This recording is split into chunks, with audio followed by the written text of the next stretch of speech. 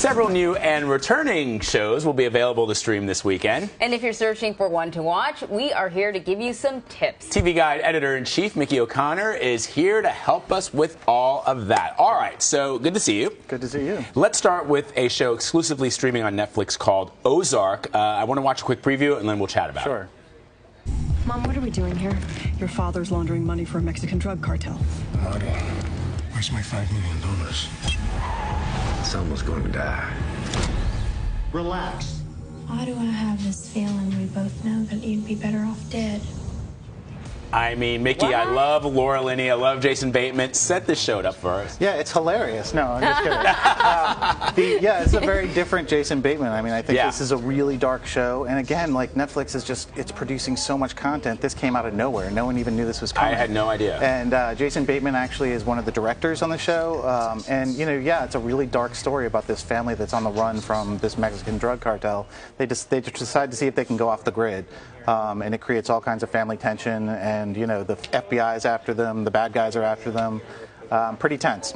Yeah, it doesn't seem any safer going off the grid. No, exactly. Well, you know, it's incredible because, as you point out, this show sort of came out of nowhere. I feel like it's really hard to keep up with these new shows that are coming out. Netflix and Hulu and others, Amazon, are producing so much content. Yeah, peak TV. You know? Man. I mean, I guess the thing is that with streaming, you know, it sticks around for a while. So it's like, if you know, it's not the same as like, is everyone going to watch on premiere night? It's like, you know, let's see how it does over time. Yeah. So. Right.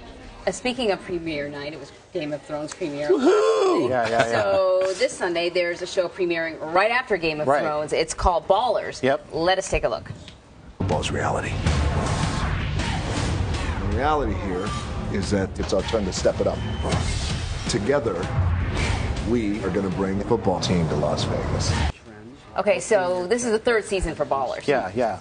So this is basically Dwayne "The Rock" Johnson. Right. You know, it's produced by Mark Wahlberg, so it's very similar in tone to Entourage, for example.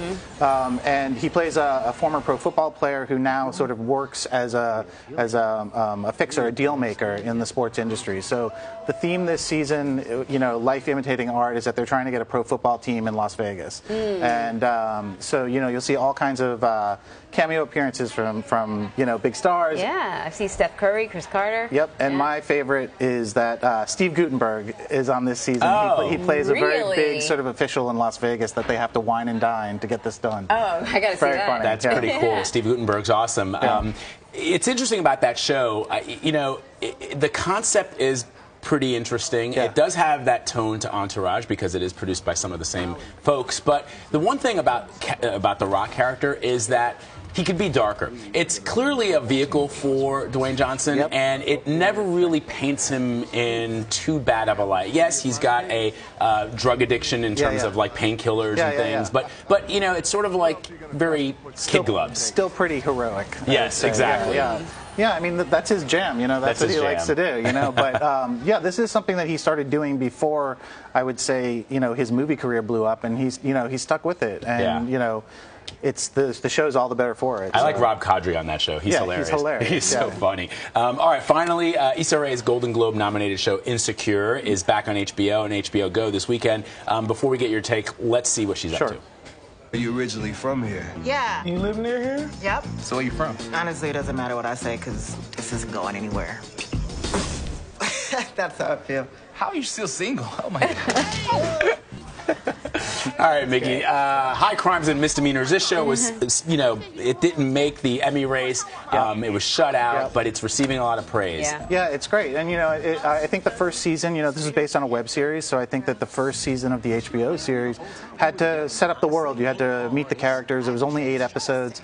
Second season is the same, 8 episodes, but it gets a little further into it. And Issa, the main character, she's now single. The first season was about how she stays faithful to her boyfriend. This season is about how she gets a new boyfriend. And there's all kinds of cameos you saw there. There's a lot of bad dates. Sterling K. Brown guest stars on the show, which is pretty amazing. And yeah, it's great. It's really funny. The writing is fantastic, and there's a lot of really great performances on it too. There's just so much to watch. I mean, I'm still behind in Orange Is the New Black. I'm only up to like episode 7. Haven't finished House of Cards, and haven't even started Master of None, which is insane. It'll rain this weekend. It's a cruel mistress. I mean, it's like, Streaming is a cruel mistress. It really you heard it is. here first, folks. folks. Mickey O'Connor, thank you so much. Thanks so much.